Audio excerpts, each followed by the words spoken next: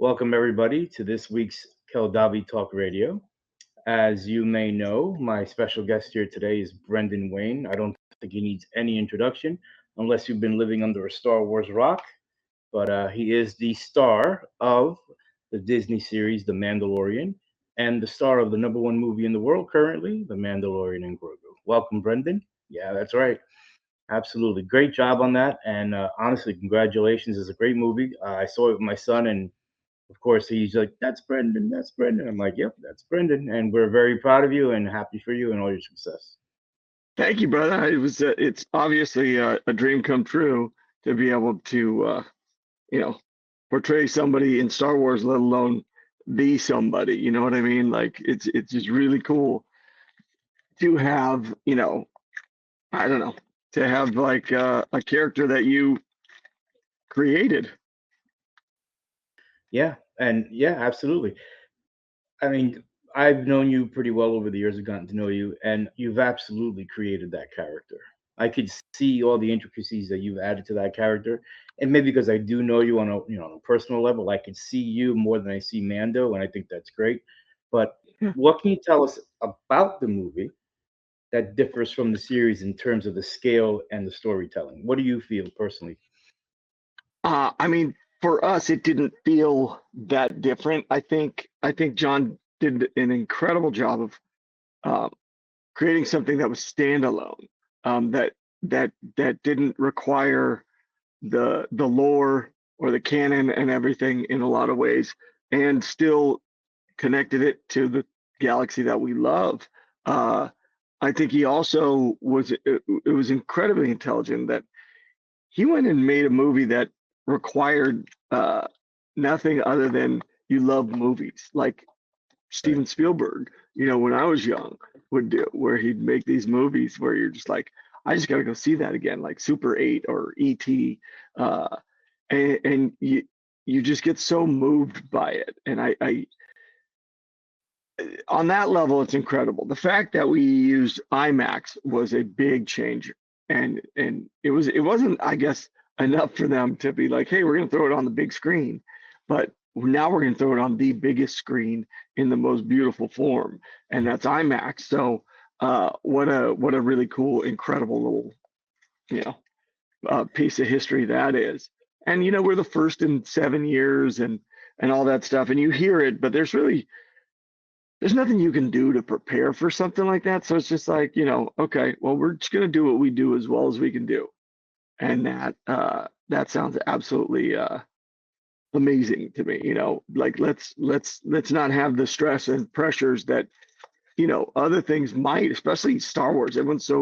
It can become so divisive, and obviously the squeakiest wheels are getting the oil on the internet, and so we're dealing with that kind of stuff. But we never placated them. We just made the movie we wanted, and uh, what an incredible time that was.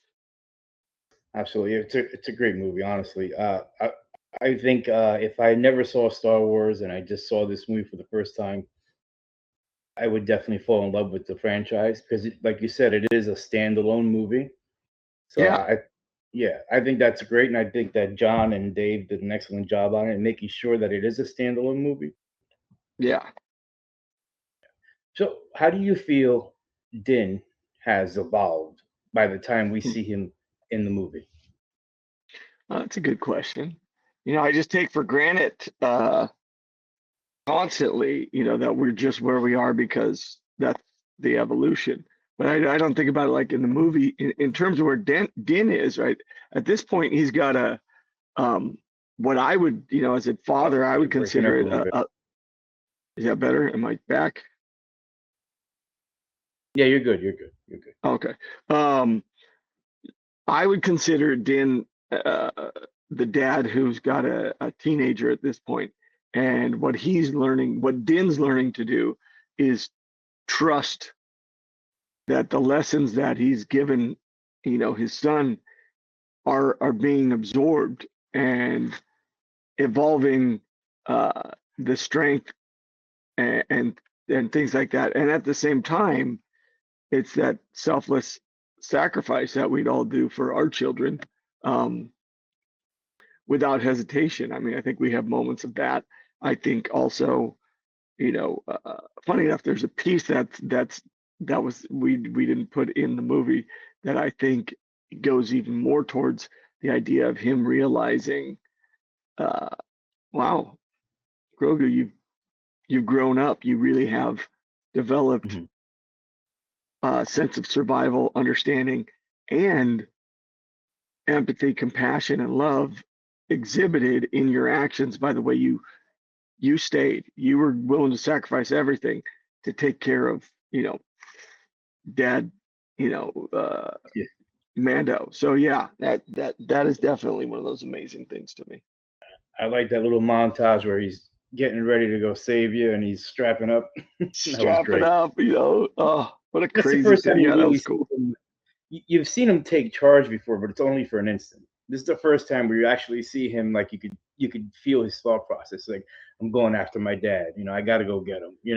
Yeah, he normally is in desperate situations, does Mhm. something spectacular. In this, it was a deliberate, methodical approach that shows, you know, decision making and love and all those things. Yeah, yeah, Yeah, I've definitely seen the transformation from bounty hunter to father yeah, figure. And that yeah, connects with and me too. You know, I'm a yeah, father myself. You have three beautiful girls, and a little green guy you got to take care of every once in a while. So yeah, you definitely. I know you connect to it as well. But yeah, and who knew it was going to be so natural in that sense? At least for me, like I don't do a lot of like personal life connection to the work I do because I think that kind of muddles it for the audience. I want the audience to figure out how they feel, and so I try to give them the most open experience I can without telling them how to feel. And right. so uh, with Grogu, it became so natural through the puppeteers and their personalities and representations of how they feel about things. That was kind of amazing for me, where I was like, oh, okay, here we go. This is where we're at. And I mean, yeah, definitely, 100%. And I mean, for a while, we've already known. Well, for people who don't know, but for a while, it has been out that you actually recite the lines. So you have to learn the oh lines, yeah, recite the lines. Right. So you're, I mean, because the actor across from you has to be able to give something back to you. So you got to give them something to well, I react to, mean, obviously. that's the point of them hiring me Hmm. rather than a stuntman who did everything, because they realized that as long as Mando's going to be in this helmet and doing the work, we really need somebody who can actually, stand across from, Carl Weathers. God bless him. He always spoke highly and spoke of me. Like even when it was kind of like uh, I don't know, under wraps or whatever. Right. Carl always was very clear. Emily, they always speak about that, and that gives me a great sense of pride. Yeah, and you and Carl very close offset as well. Yeah, I mean, he was my mentor. He helped me gain the confidence uh, to be uh, free with Mando, and what an incredible time that was. Like to have for me Apollo Creed, Action Jackson, Predator, all those. Like somebody who really did exemplify the ideas and ideals of what it meant to be a man. When he plays Apollo Creed, he's not a bad man. He's not a bad guy. He's a guy who's you know, He's a at the professional. top and he's trying to Right? stay at the top and he understands the business of it and all that. And even when he comes back and he helps Rocky, um, you know, my favorite line, I've been thinking about this a lot. Like if somebody said, "Hey, you have to tell me your favorite line in a movie," and it has to be like, "Tell me it now." Like every Mhm. time it evokes something, And there is no tomorrow Yeah. in the ring talking to Rock. I mean, I get goosebumps saying it now. There is nothing more motivating or deliberate or disciplined than that statement. And especially now, uh, it resonates with me. Like if I'm trying to put something off, Carl pops in my head and he literally says to me, "There is no tomorrow." And Yeah. wow, what a true statement. There really is no tomorrow. Yeah, So I mean, and that just goes to show you the kind of person that he was and the kind of characters that he chose to play. oh yeah. You know, because even Grief Karga, when he was the head of the guild, he was still looking out for you. You know, he was giving you the extra jobs, making sure you got paid. So he was like a father figure on screen, even when he wasn't supposed to be that father figure. Yeah. I mean, and yeah, it's just amazing. Like you have somebody on that, and he never lost his humanity. He never, is. I mean, he Yeah, never yeah. he never lost. He called my daughter Simone Mhm. every year on her birthday because they shared a birthday. Like he took the Oh, time to always remember that. When I was dying in the hospital, he called me. I mhm. still have that message on my phone. It's one of the greatest. I don't know. He's literally an example of what I want to be as a human being. Yeah, and that's not a bad example, not at all. No, And I mean, no. he left a legacy, and he left a lot of us a lot of good memories, and for you, personal memories. But for me, like you said, Apollo Creed, Grief Karga, all the roles he ever played have always been iconic roles, and God bless him. And I'm glad that we were able to experience what is Carl Weathers. Yeah, yeah. Oh yeah. Definitely. Percy, come here. Say Who is hi. that? Is that Daphne? Oh, that was Percy. Daphne, come here. Oh, This is who I thought was fighting. Right here, this one. Come here. Come there here. she is. See, and there's Percy. There's Percy. That's Uh, Percy's the OG. yeah, she's that Doberman, man. She's up there ruling the roost. Yeah, that's Celia's All right, dog, let's right? get back. Yeah, yeah. Percy's Yeah. Celia's, Daphne's Simone's, but This is Simone goes to college, so dog this is the, becomes this is mine. the way the conversation's going, Brendan. Don't worry about Yeah. getting back on. This is us. This is the way I All right. described it. It's going to be two friends that know each other very well, just talking. And of course, we're going to All have right. some questions for that people may want to know, right? Yes. So, what is one thing that fans should pay attention to in the movie? She's got some input. Hey, Percy. Percy. No. This is how it is, folks. Yeah, I'm a normal guy. Just so we know, Yeah, this is absolutely. Hollywood life right here. And that's exactly what the whole point of this whole thing was. That because you and I, we've known each other for a long time already. I mean, it's going on 7 years now, so that's a long time. But Yeah. that's what I want people to know. Like, we've seen you on podcasts doing interviews. Obviously, we've seen you on the big screen, and not just the Mandalorian. You've done other projects as well. So, but I want people to see the guy I see, the guy I talk to every day. You know what I mean? So all Yeah. these little things happening in the background is perfect because that's exactly what happens every day anyway. It's all day, every day. Yeah, no, that's great. But like I said before, is there one thing that the fans should pay attention to when they watch the movie? Something small or insignificant, maybe in the moment, but something that meant a lot to you, or something you feel that you really wanted the fans to catch on to when you were performing it.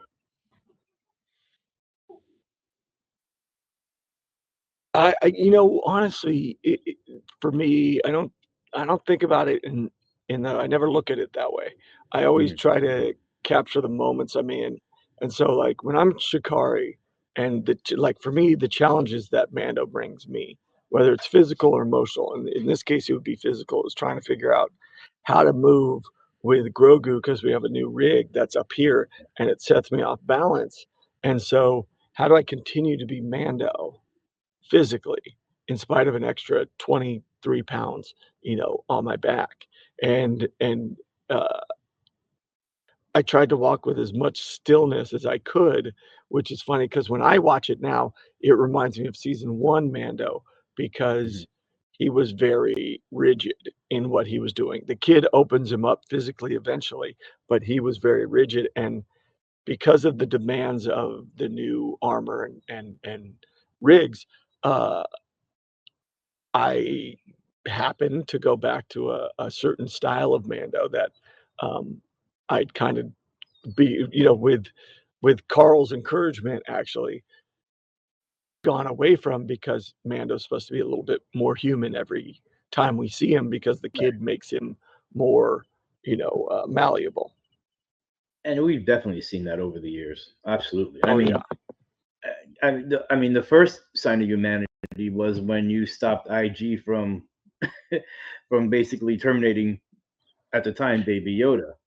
Yeah. Right? At that moment, I'm like, oh, here we go. That's not the turning point, right? But that was the moment where you saw, okay, this guy's not just a bounty hunter. He's got more to him, you know? Yeah, well, he became human, didn't he?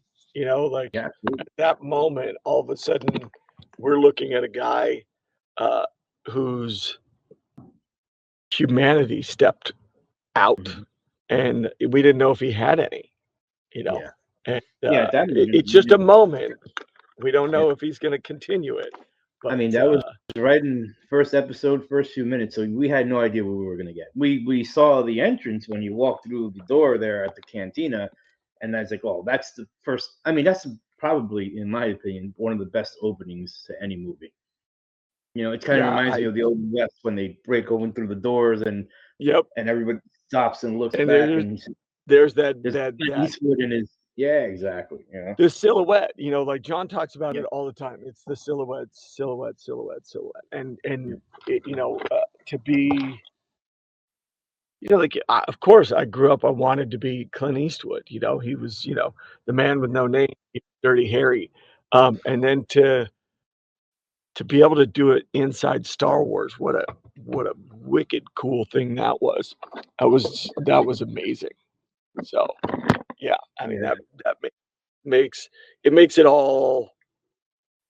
everything worthwhile.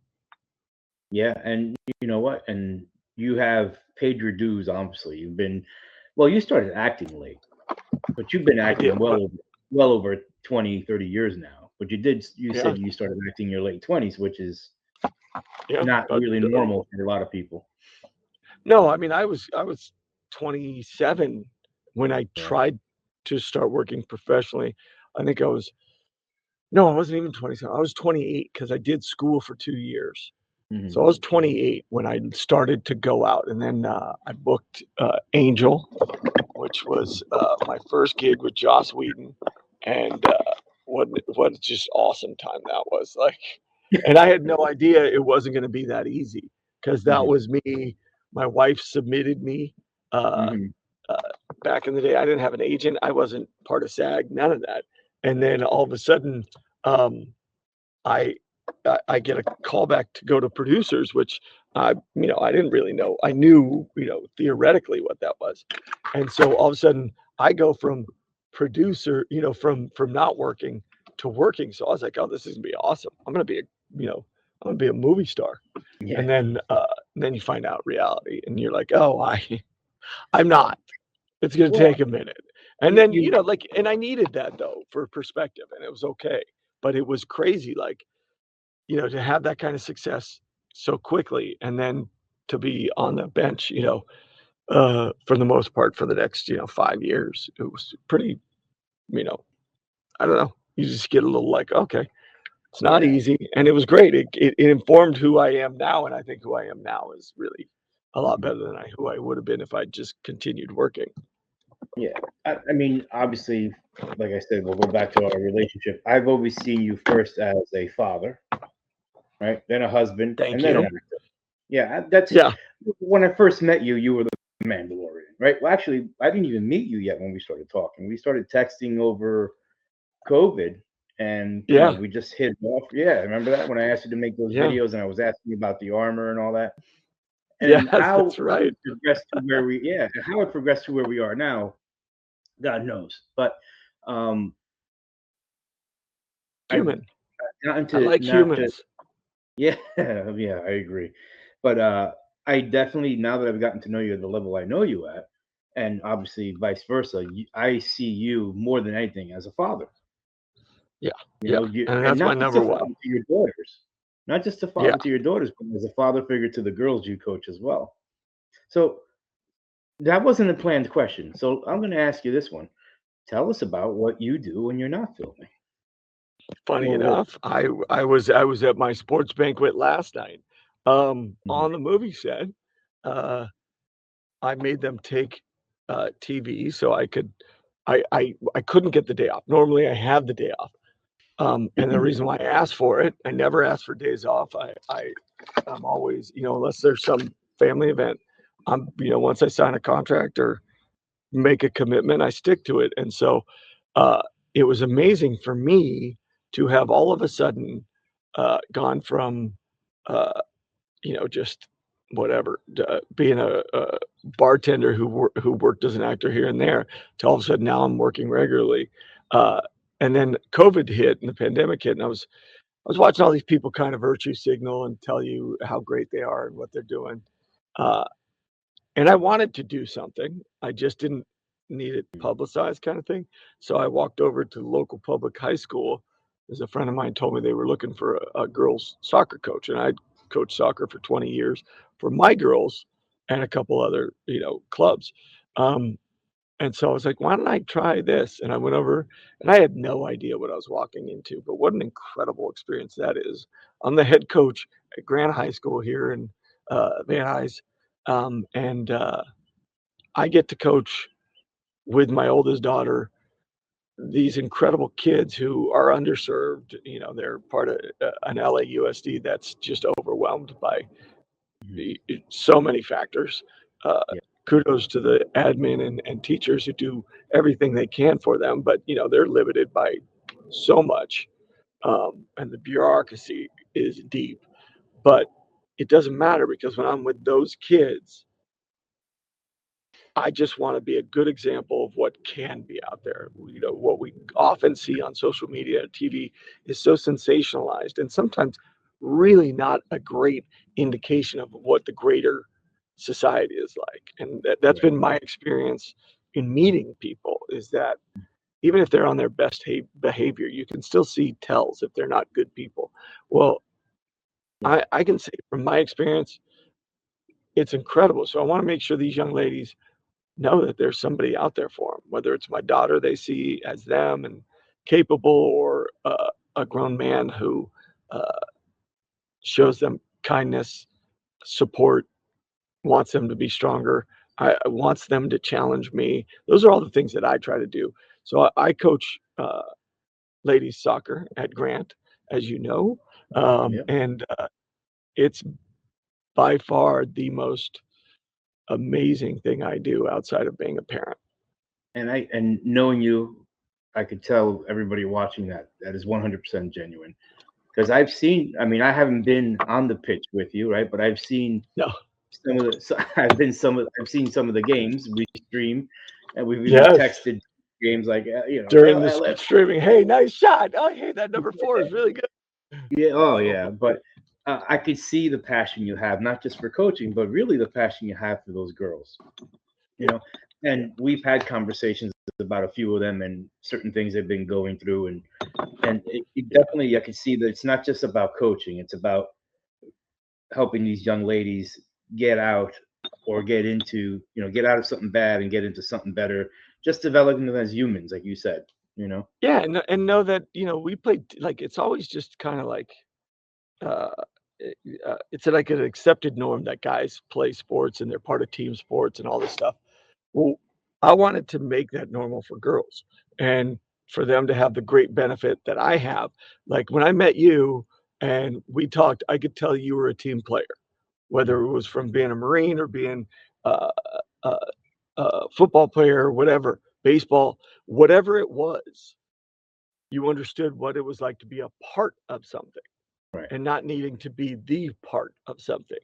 And that's what I wanted these young ladies to find, was Mhm. was the incredible moments that I have with guys I know. And they're most of the moments um, I want as a coach are when they're trying something and they fail, to learn how to proceed. And Yeah. that's what Mando wants with Grogu, and that's kind of how I, I I show all this. And even the Anzellans, That's great. Where did isn't you that get that awesome?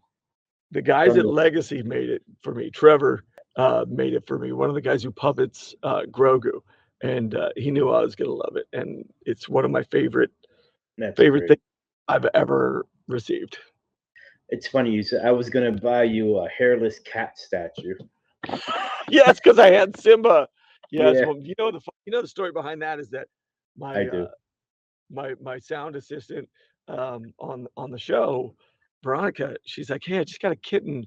Would you hold a cat?" And I was like, "I'm allergic to cats, but if Mhm. that cat, can um, you know, not make me sneeze." Yeah, I have 4 dogs. I'm not a cat guy, but Yeah, that cat was exceptional. That cat was like a dog. I would walk it in the yeah, armor in yeah. between That was scenes. season one, correct? That was season Yep, one. yep. Yeah. Hmm. So, Yeah, I yeah. remember you telling me the story, and I thought it was hysterical. And it was on Amazon one day, and I saw this little hairless cat statue, almost looked like Buddha.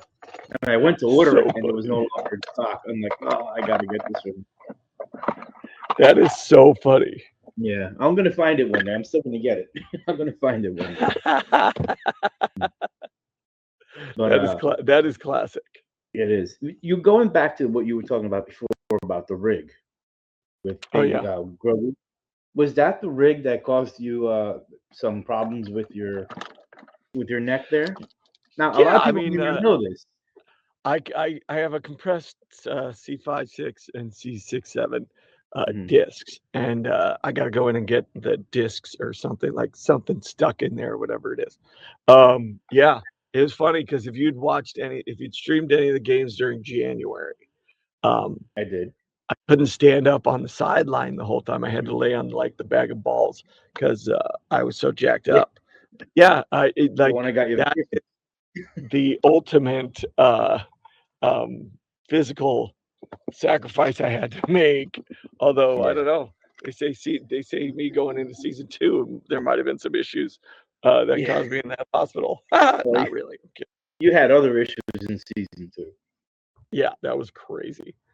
But yeah, no, yeah. So it's a tough haul um, if you don't do the work, physically, and that's what I do every day on set. So Mhm. before I get on set, I'll go work out. Um, so that my body's strong enough to be still, to Yeah. carry the weight, those kind of things. So, yeah, yeah, it's fun. It's one of the great motivators for you. Like you're like, oh, Mhm. I don't want to work out today, and then you're like, oh, except for I don't have a choice. Yeah, I remember when you telling me the movie had not come out yet when you told me that you had the issue with the neck because of a rig. You didn't say what Yeah, yeah. rig or whatever. But then when I saw the preview of the movie and I saw that Grogu was on the back there, I'm like, oh, now I know what rig it was. Now you know So what it is. Yeah. yeah, through the Mando merch, right? When we get in our costume, when we go to events, and we call them troops, trooping. Oh Um, yeah. Best things you you know, got. Like that's the best thing about Star Wars to me is mhm. the good that it has created outside of the show. So, anyways, moving. Yeah. No, so I was gonna say, you have some people like myself who've attempted to be in this costume for hours. I mean, I think the longest I've been in costume was 8 hours.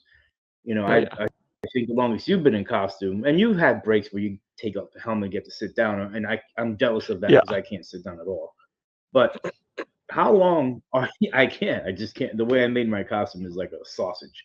But how long? True, it's a sausage. What's the longest you've ever been in that costume on set? Any season or movie? 15 hours. Yeah, that's And just I did it a few times, but not in like I would say 15 hours in the armor, right. not with a helmet on it all the time. No, no. Yeah. Um, Well, I mean, just in the but armor season itself. 1, I used to do it all the time because it was just easier to stay in it Right. than to get in and out of it. I'd even eat lunch in it. I'd put a bib on, Hmm. like I was, some old Italian, and you know, that was a big one. Yeah, yeah. What's the biggest difference between the armor you wear and the armor Latif wears? There's not a lot except when he has to like we both have uh, one style of jetpack, and then he has another. So if he has Mhm. to go hit the ground or something like that, then Latif has to have his soft jetpack on. Mhm. Um, we forever for most of it, we all had the same helmet, and then season 3, he got an air conditioner in his. He got a little fan in his. I've never had that. And then when they offered it to me, I said, I don't want it. Mhm. Because at that point we were at the movie and I was like, now you're going to try to, nah, we're It good. doesn't I was fog fine. up on you? Say it again. It doesn't fog up on you when you're speaking? No, you know why? It's because, and I move, and I do the, like running, things like that. I don't get that because I have more breathing room through Right. here. So Oh, here we go. so when I wear it, Hmm. I have enough space to put my hands here. Right. So it allows the heat to kind of dissipate somewhat. So I can, move along and, do And you all know these what it is? kind of things. Yeah, and you do work out, and you work out a lot, and Yeah. it helps you. It prevents you from sweating a lot more too. Because when I sweat in that costume, it just Oh, it's it not fogs well, up. and your body, like my body after first 11 days, I've lost 10 pounds, but I my body acclimates to it. And since I'm in it constantly, it doesn't have to reacclimate. I'm 8 months in this suit. And I Right. think the other thing is that I have a pad that's right here in the front so Yeah. that it keeps it off my nose. Yep. So like not one part of me is touching it. Latif, because he has so much hair with his Yeah. dreads, his is pushing his face up to it. Yeah. And what helmet is that from? Is that where'd you get that helmet from? A Novo, I think, sent it to Oh, me okay. Yes. Yes. I thought early, it was. like right after season 1. Yeah. No, And then but now you got another one up there too. Which one is that over there? ding Yeah. dong. Oh yeah. I I didn't wonder who's recognize asking it. this question. I don't know if we all understand. This is a fan made helmet, and Yeah. it's done in my Greatly colors. painted. Yeah.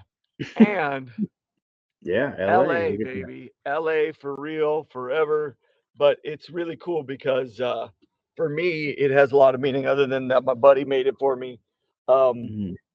But it has a lot of meaning because it's something I love, which is the Dodgers. But at the same time, I also, and I don't know if you even know this, but because you do know that I played Death Watch, Mando, who Mhm. saved Din Djarin, Right.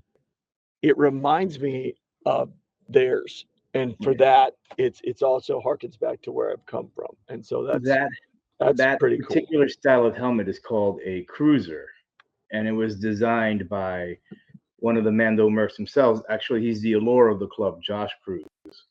And I told him, I said, this is when MC3 was happening, MercsCon 3. And when we Yeah, found out that you were going to graciously attend, I asked him, I said, hey, do you mind donating a helmet? Because I want to paint it for Brendan and present it to him. And he, without question, he was like, absolutely 100%. So he sent me that. And so Cruiser is also that is part of that. that Yeah, is very cool. yeah, you've met him. Yeah, You've met him before yeah. at in Denver. But so when it got to me, I just painted it up. I said, okay, there's two things that I know that I could go with this helmet. It's Lady Lancers or Yep. it's the Dodgers. So Thank God you went with Dodgers because if you'd yeah, gone with black and orange, it would have reminded me of the San Francisco Giants, and I hate the Giants. and you know what? I think you said that to me. So I think you actually said that to me. But you got to get 2 more kill stripes on there. There's only 5 on there, and that's for one for each World Series when they. So you got I 2 think more we got since another one.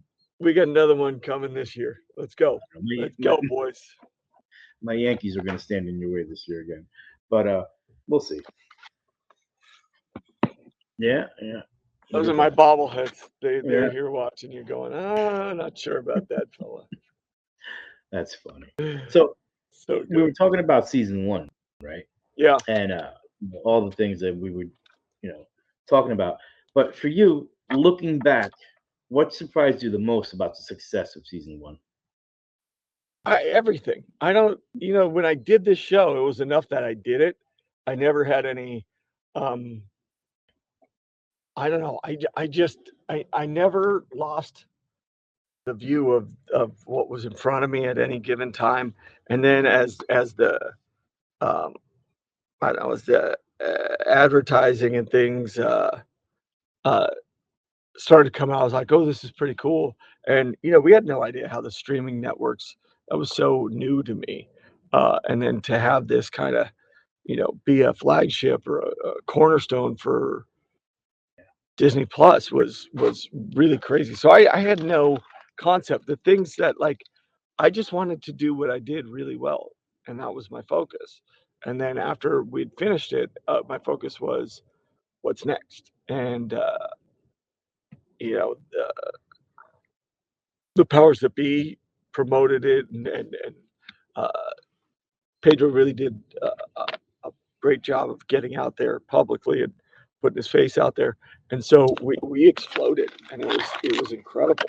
Um, so I don't know. I mean, I try never to think about the the uh, the eventual product, because I have no control over any of Right. that. John does. John has the ultimate control, and so whatever ends up there is his.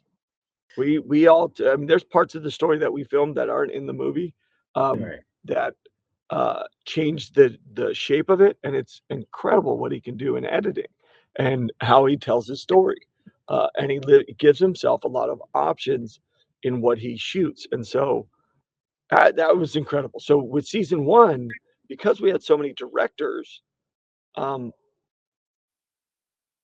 I think John was well served because he knew who he had chosen, and then he also knew when he would, like, he'd watch every day everything everyone was filming, and then he would jump in where he thought, watch this story point, or don't do that because it goes against it. And then if not, Dave would for him. So it was really cool. That was a really awesome kind of like, I don't know, like sequence to see, because then I get to work with like Rick, Taika Waititi, and Deb Chow, and then the queen of it all for me, Bryce Dallas. Yeah. Yeah, she's an amazing person. I got to meet her in person one day, and we actually talked about you. And she didn't know who I was, and she didn't know the relationship we have. And she's like, she comes around the table, and she's like, he's the Mandalorian, right? I'm like, oh yeah. I'm like, oh yeah, absolutely. She goes, no. She stops me mid sentence. She puts her hands up like this, and she's like, he's the Mandalorian. And I'm like, yep, That's I crazy. got you. I understand. Like, I'm getting what you're saying here. I got you.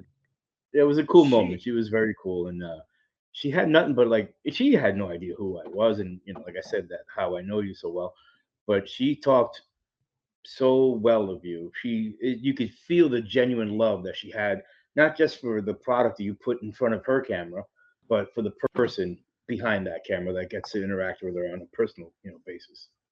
yeah, I mean, she's one of my. I missed her at Denver this past weekend.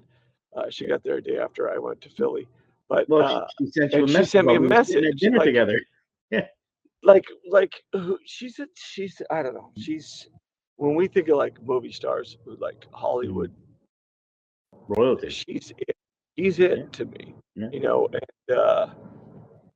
and she's great like that. And she was all she during first season, when it came out, she was always fair and honest about whatever it was that I gave her, and that was even in her interviews she was great about it. So Mhm. she's one of those stand-up people. Absolutely. What was it about her directing that you liked the most? You know what? Like, you'll get worn down because she will grind it out on you. Really? She but she's the great thing about her is if she sees your energy, Wayne, her energy is infectious. Her love for what she's doing, storytelling, whatever it is infectious. And she's like, nope, let's go, let's go. I got this. Let's go. Oh, how about this? Da, da, da.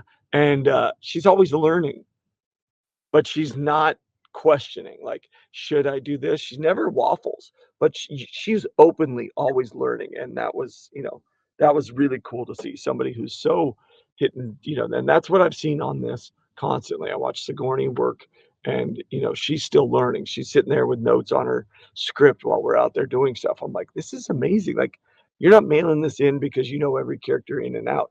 You make sure that every character carries a certain thing. And that's Mhm. what Sigourney was like. That's what Bryce is like. That's what Carl was like. Ming Na. I and it's non. Stop Clancy Brown. I mean, I worked with him on Cowboys and Aliens.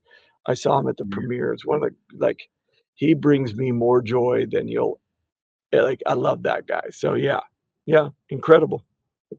That's awesome. No, that's great. I mean, to be able to work with people like that has got to be great. Yeah. I mean, and it's actually like them, not just because of what they do, but who they are as well.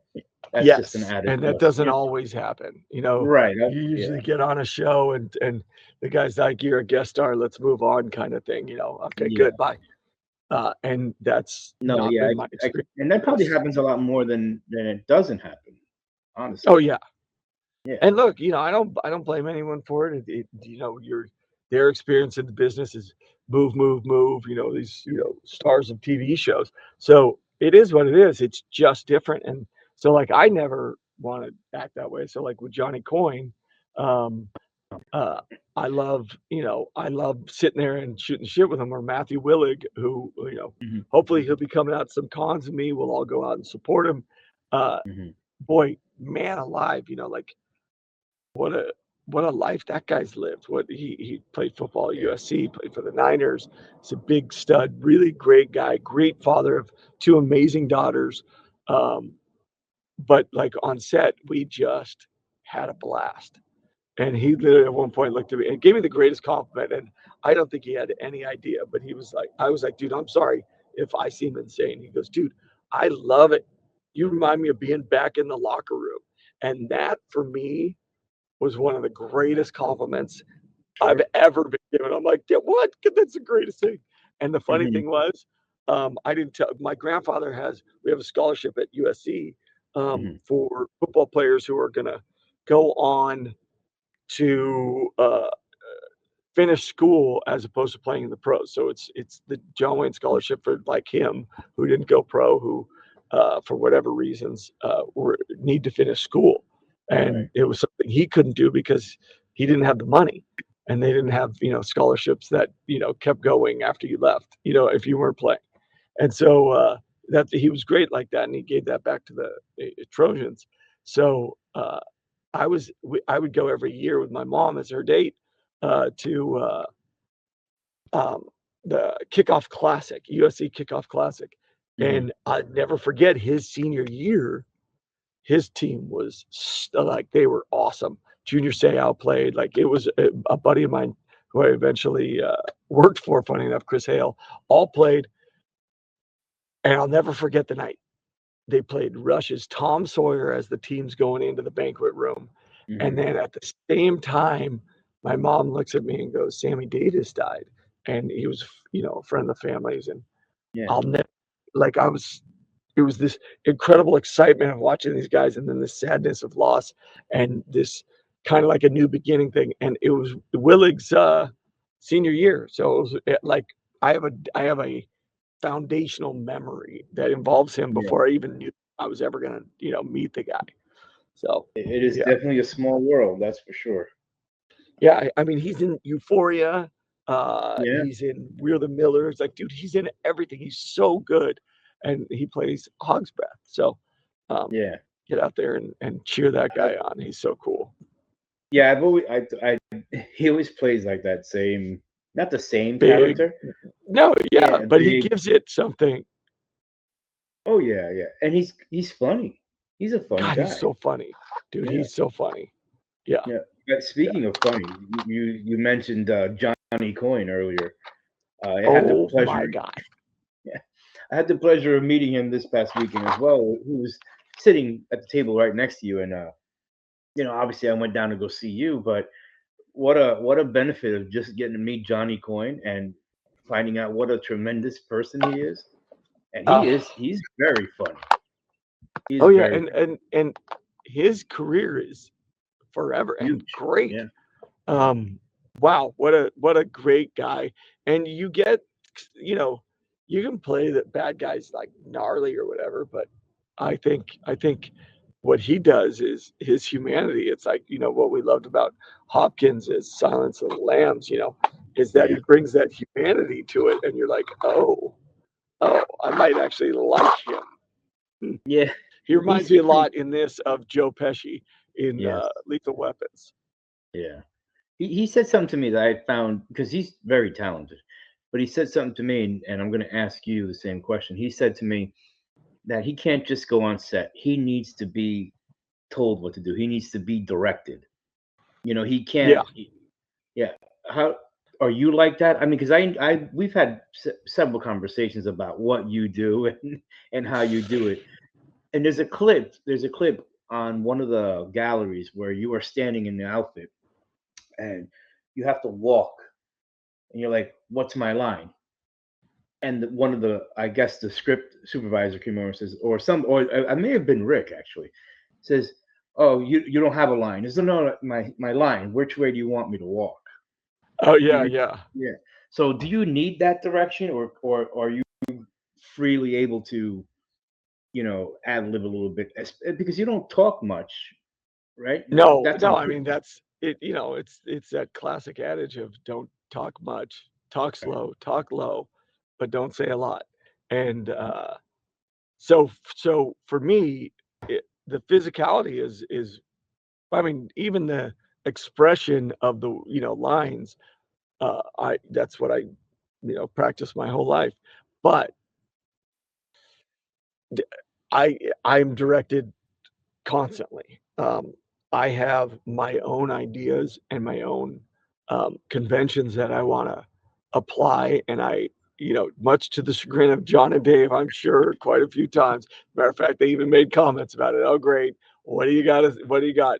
Because I have a Bible of Mando. Like, this is what you can and can't do. His right hand is used for very specific things only. I never hold the kid. I might pick him up with both hands, but I never hold him with my right hand. Like, it goes against everything I have. Um, Hmm. uh, those kind of things speak to the gunslinger, speak to westerns, speak to the thing that I brought from day one. And like in season one, I never made him. Like, I never wanted him to be the stupid they bonked you on the head from behind guy. Like, Right. I hated, and I used to rail against him. I'm like, why are we making him stupid? Let's keep going with this. I'm gonna hit my 9 o'clock. I'm hitting my 3 o'clock, not just my 6. And then you forget what's on left and right. And Right. so Latif and I actually spoke about it a lot. I'm like, he cannot ever, don't ever go into a room dumb. Hmm. Even if it's subtle, with the helmet, just for you and I want the idea to be like, this is what we're gonna do. So like Mando in the movie, in the trailer, you see him walk down that hallway, but when he gets to that door, he doesn't just magically know everybody's everything. He is literally right here, takes that peek, grabs that guy, shoots that guy, double taps Hmm. him, and proceeds. Those are all things that we think about, we work out. And that way, when the director comes with something, he doesn't have to make the whole scene work. You've done your work so that he can shape moments. So, like that double tap, um, I always feel like we started out Mando and he was a bad, bad man. Yeah. And humanity came in and he was less less vicious in his violence. He was still violent. He was just less vicious about it. In the beginning of this movie, we see that whole arc that took 3 seasons plus half of Boba. We Hmm. see that whole arc, and that's a huge uh, uh, undertaking, in my opinion. But I think John accomplished it really well. Yeah. I remember seeing the scene. I'm like, oh, that's the Mando I know. That's the Mando Yeah, I first met. Kind of like yeah, when Boba Fett came back. You know, yeah. that was a When tremendous Boba Fett scene. lands and just Yeah. starts all killer, no filler. I'll never forget Robert saying that to me, and I went, "Wow, you did it! You did something that I love that he stood up to that challenge of how am I going to bring Boba Fett? How am I Yeah. going to bring him?" That was the And he way. did. Yeah. It's amazing. This is the way. Yeah. That was definitely the way to bring him back. Man, Yeah, he did because it. that's the Boba Fett we expected. You know, Yeah, and I know Tem wanted to move him in a bit of a different direction. You know, yeah. Well, he but just wanted to give him more depth, and I think he did. yeah, and that was fine too. Don't get me wrong, Yeah, but yeah, yeah. you were still reminded of who he was. You know, You'll and never I forget me. right, And when we saw that scene in the movie where you came back in, we were reminded, because obviously, seasons 2, 3, and we're expecting the movie to be more like season 2 and 3, and it Yeah. opens up with just a little reminder, fellas, this is who I am, and that was Yeah. great. Yeah, I that was come great. with it. Yeah, that was So really cool. that scene, that actual scene, it's you walking in and pointing and shooting, It's and actually what both is it? of us. I step through that. I walk in, and it cuts like you can tell. Lateef is the one who double taps at Okay. that point, and he does that move. Like I can tell that that's Lateef at that Mhm. moment. And then it's me looking at the people, and they're like, and drop the gun, and then I go to the door, and that's me doing that and Mhm. stuff like that. And I love that because that first scene is a true. Um, mashup of Lateef and I, Yeah. and no one else, got in. And as you know, John, I saw him say in an interview, even JJ Dashnaw, our stunt coordinator, got in the suit, and he did, and he's incredible that way. In that he was, he wanted to make sure that Lateef had some downtime because we abused him in this movie. Yeah. He was so well used, whereas in the other seasons we do a lot more. Um, a lot of other stuff other than just action. I think in this movie we really, really Oh, drove through with the action.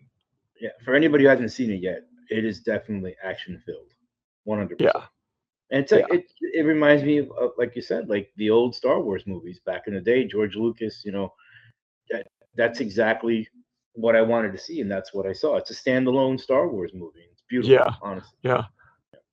I Yeah. love that part. How long does a scene like that take to film? Where it's you, then Lateef, and you, and Lateef. Weeks. No, probably like 2 weeks. I think everything, and I mean like that whole Mhm. opener was weeks because running through and grabbing the kid Mhm. after the blowing up the little robot and all that stuff, like all that stuff. Um, it's just got to look right. Like I have to squat in a certain way to get the kid while I'm moving at one point. So there's a lot of like factors that go into it. And each little piece of that fight coming in, with the swipes and things like that, you know, take another level of, work and stuff like that. Yeah, that's it's. You told me once that to film an episode took 26 days, Yeah. more or Yeah. less. That's what it Yeah. averaged. Yeah. Yeah. In So, when and we this were streaming. movie, Yeah, for sure. yeah, around 26 days. I'm sure it was give or take Yeah. a few days here and there. And this movie actually was a little over 3 months, right? Including reshoots and everything. Oh, we were 6 months for sure. 6 months, right? Yeah, Yeah. that's crazy. That's a long time to be on a. That's a long time to be on. Let's put it that way. Like you go home Yeah, every day and then you gotta come back and turn it there's on again. that's why, like, when people are like, was it a big difference doing this movie? No, because the show was 8 months, Right. 6 to 8 months every time. Um, the movie, we had a couple pickups that we had to do later on, so I don't count those as, like, part of the shooting, time. I believe I went out to Laguna and shot that first day, looking down on Rada and Grogu at the Mm. beach. We were in Laguna waiting for the sun to hit this certain point in the Mhm. horizon. And I think that was in May. And then I finished at the end of or mid November, maybe the end of Yeah. November. And then they had some more days to shoot, like the Mhm. water scene uh, and the fight with the snake. So, yeah. Right. So obviously with the fight with the snake, you see Pedro's face, Yeah. right? Yeah. And I always thought to myself, I've always looked at Pedro as Din Djarin, right? Yes. And you as the Mandalorian. Yeah. Because That's how I see it. yeah, exactly. And I've always seen it that way. I explain to people like Air Force One. When the president is on Air Force One, it's Air Force One, right? Yep. When he's not on there, it's not Air Force One. So when the helmet is on, it's the Mandalorian. When that helmet is off, it's Din Djarin. Yep. So I've always been able to separate the two, and I know you felt a certain way as well. Yeah. And I've always said, like, to me, that's how I differentiate it because um, the helmet and everything represents the creed, and that's the part that I exemplify Right. and work throughout the show. Whereas clearly, when the helmet comes off, that ain't me. Um, uh, I'm not on that level. And boy, like what a cool, you know, to be part of one of the craziest characters in Star Wars since, to me, Darth Vader. It's amazing. This is definitely John literally said it. Hey, you're gonna be our David Prowse. And man alive, he was right. So, was there ever a moment where it was just going to be you, where you were going to be the face and the voice? Nope. Nope. We never that was never that it was always clear. Uh, Hmm. but I knew that I was going to do, and I understood exactly why. So like nothing ever had to be explained. Like I knew 100% if I'm gonna be in the suit in a scene because I'm a trained actor. Like you can't, if you're an actor on the other side, you can't have some silent guy staring at you. That's the craziest thing. Like when people ask me that, I'm like, Yeah. but like, you do honestly think that I just sit there like and stare at people? Like, no, like there's actions, because otherwise it's not alive and they have nothing to react to. And what we're doing as actors is exactly that. We're in the moment Hmm. reacting off each other, just like you and I are right now. Right. Speaking of reacting, your dog's reacting. She's But you she's once she's said that reacting to us. one of the most emotional scenes for you was the Omera scene. Oh God, yeah. And that's a Bryce's episode. And Yeah. so um sometimes like you don't have to do extra homework for scenes. And Right. I've learned that so much because if you've done the homework up to all those points and you're not shooting so out of sequence that I'm shooting that scene when Omera goes to take my helmet, um, and I'm making a choice to be with her and Hmm. live a normal life. Uh, as long as you're not doing that at the beginning, like before you built any of the character, really, it you just need to be present as the Mandalorian in those moments. And it was great, and Bryce was great in setting up that moment and demanded, no, I want her to just her, because I put my hands over hers, and Yeah. she's like, no, no, no, I want you to just let her put her hands on there and not be afraid, Yeah. but be, questioning what you're doing. And I thought, oh my God, I hope that reads. And then you see it. It read. Um, I know how I felt during that scene, and I remember my kids were there that day too, Mhm. and so, but just what a crazy like thing to think. Oh, I'm I'm gonna choose this for me, and then an assassin makes a choice for me, makes me Yeah. rethink my choice. And just like in life, Daphne, come here. Just like in life, for us, I always look at it that way. Like, um, we might, if we just take the moments instead of always being like reacting to life, usually life will tell us something. And in that moment for Mando, life told him something. Hey, hey, hey, hey, you can't make this choice right now. You have a much bigger responsibility. And often in life, we're tempted to do some things. Uh, oh, I got a phone call. No. Anyways, we're presented with something and we want to react to it. Right. Mando was given an opportunity to think about his choice, and it was a really cool thing to be a part of and watch it grow organically. I've heard you say that you were almost on the verge of tears during that scene because of all the emotion you were feeling from that scene. Oh yeah, and Mhm. and sh- and Julia's she's incredible. Um, so to see these, everything she had right here,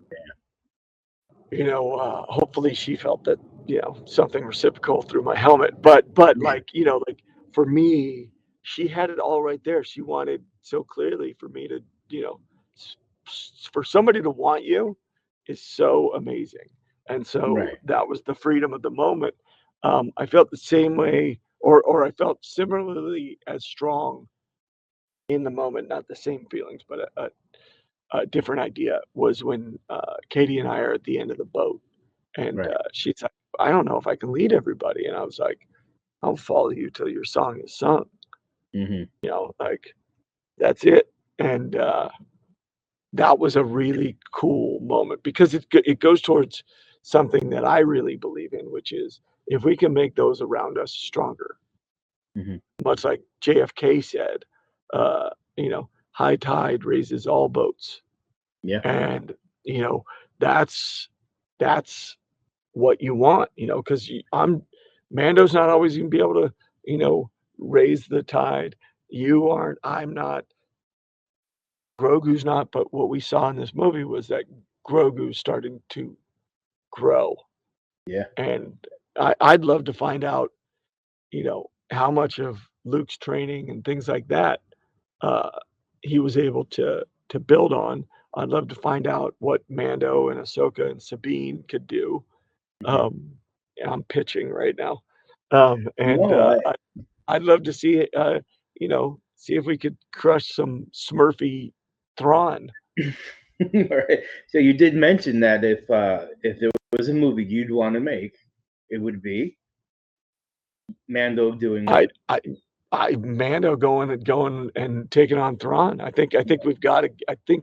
I think that's what Star Wars is about. Is the trilogy. Like if anybody's ever perfected trilogies, it's Star Wars. Nobody else has ever, because the mythology tells the story. Whereas when you get into like, the Lethal Weapons, which I loved, um, uh, and things like that, it's wholly different in the sense that um, they're they're more driven through their actions or whatever. Or even Indiana Jones is driven through Yeah. action. Very similar things, but with Star Wars, we're dealing with mythology that grows, whether it's you know Hercules story, the man with no face, the Hamlet, whatever it is. Each character is dealing with something that goes through these arcs, and eventually it's facing their ultimate, demon, whatever it is, whatever legion it is. It's there's what is it that in the Bible? It's um, I am many demons, Hmm. and my name is Legion, and Right. that's kind of what eventually all these Star Wars characters face in many different forms, and it's just super cool, super cool. And I think Mando would be a great character with the others in the assault upon Thrawn. Yeah. Like the Justice League or the Avengers, get them all Yes. together. You Well, I know. mean, isn't that what we did with Empire and everything? Like, Yeah. Luke finds out who he is. Hmm. Leia finds out who she is. Han finds out that he's not just a smuggler, and Yeah, he's a and hero. Royce, yeah, he is that cowboy He's that that guy. we'd be, yeah, and Mhm. and it's I love that. I love that. Yeah. I would love to see that movie. Throw in a little Boba Fett in there and have Come on, and Fennec. Ahsoka. Yeah, Ahsoka, Fennec, Bo-Katan. Have them Well, all. and you can have them because the Empire will never, it evolves, and it'll eventually, like in my, like if I was writing things, I'd be like, okay, let's have this, we have to stop, quell this part of this, comeback of imps, and this part, and then you have different faction, and you're making a movie that has so much action and uh like pathos in it, like oof. Yeah, I don't know, that's some. really cool. That would be some cast, and that would be some movie because that would be like to me the way to send Mando off is by him sending Thrawn off. Yeah, You know, yeah, yeah. because that's in the end that's the heart of who he is. He's a warrior. He's a bounty hunter. And I mean let's face it, that's who he is. He became a father. but he's always Yeah, been that badass, you know. yeah, he's like the ultimate warrior. Like he's just Yeah, badass. Yeah, I agree. I he agree. reminds me of like an elder samurai, you know, who Yes, can who can guide the young samurais and who has all this knowledge and advice, but the younger ones still know not to mess with him, you know. absolutely, absolutely. And he's evolved into it. Yeah, I agree. I agree. Yeah. Well, I know you don't have too much time left because I know you have some things to do, but if there was something that you wanted to, at the end of Mando's journey, which we hope it's not anytime soon. I mean, I hope it's not. I know Me personally for too. you, you have a lot to do still with that character, and we know it as fans. But Yeah. in the end, let's say we're flashing forward 5 years from now, right? How do you want the fans to remember Mando?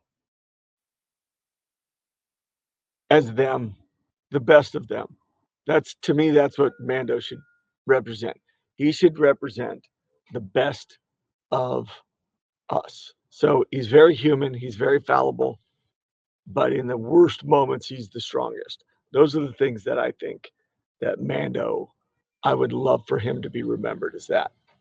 Yeah, and you know what? They have the perfect person playing him for that because you are that person. You know, you are getting to know you. You are all of us. You and I, we've shared a lot of personal stories and a lot of Yeah. ups and a lot of downs. You know, Yep. and I see you and you more in that character than anything as the years progress. I told my wife, I'm like, oh, he ruined it for me.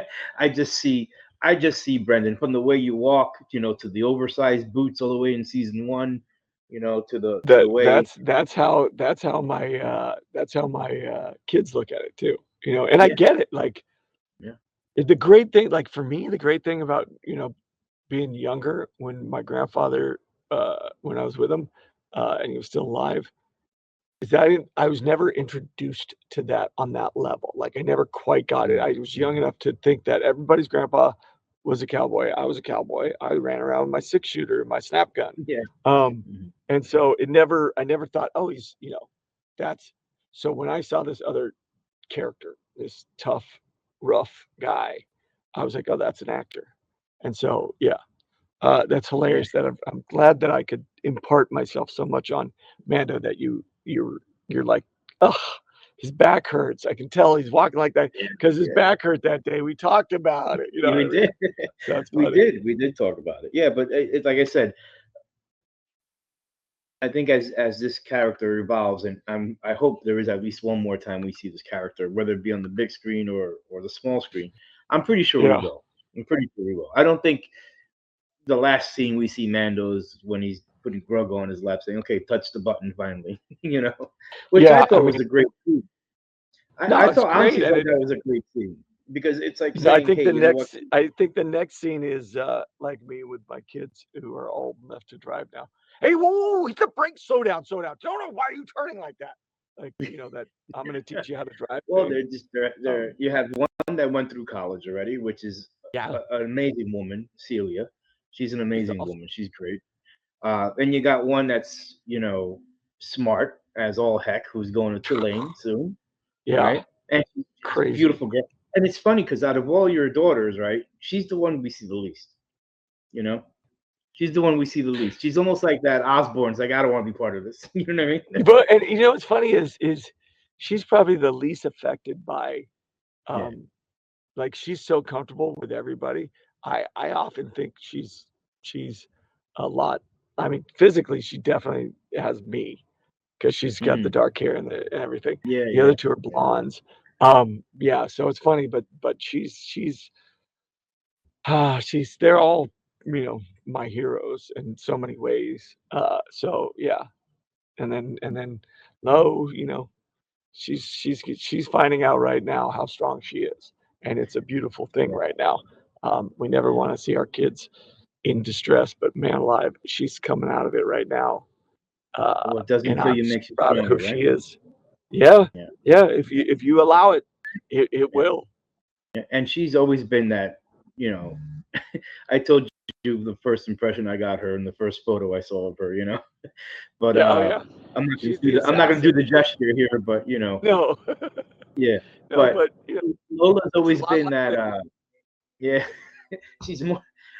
Lola's always been that. In my opinion, that chip off the old block. You know what I Yeah, mean? And yeah, and she's she gonna be is fun as because she has great yeah. parents. We don't talk about your wife enough either, but Sarah is an amazing Oh, person as she's well. unreal. She's Yeah, the and most talented one she's in this family. and she's busy, just as busy as anybody else would be in the industry. Um, Yeah. I know you got to go, but give us a little something about Sarah because we never talk about her. Oh, What do you want yeah. the people to know about your wife, Um, if you there's wanted to? no you don't I you don't. don't get this version of Mando without her Mm, because she's the right. one who uh, worked with me every day. Every night I'd come home, she'd stay up so that we could work the lines and make sure. And she she worked with John on Jungle Book. She gave the kid acting lessons throughout Neil.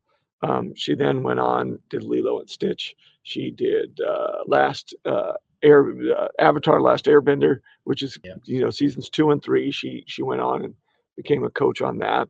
Um, she teaches one of the most bright young actors in the business today, Benjamin Ainsworth, Hmm. who's in Zelda, Legend of Zelda now. Uh, Mm. he played Pinocchio. Uh, she is meticulous and she wants to honor the craft at all times. So every time I kind of get like, oh, laissez-faire with it, and I want to just kind of, she's like, no, no, no, no, you're doing the work. And she's one of the greatest coaches in that way. And as far as just being a partner, man, anybody who has to put up with me has got some kind of sainthood in them. That I will second that one there. Yeah, but Yeah. I I saw a movie that you both were in together. I forgot the name of the movie, but it was a western type. Where your scene was very small. You were sitting at a bar. I think you got into a little bit of an argument with somebody. Oh yeah. What's the name of that movie again? That is, oh my God, it's with Yeah, Perry no, King, who I love. And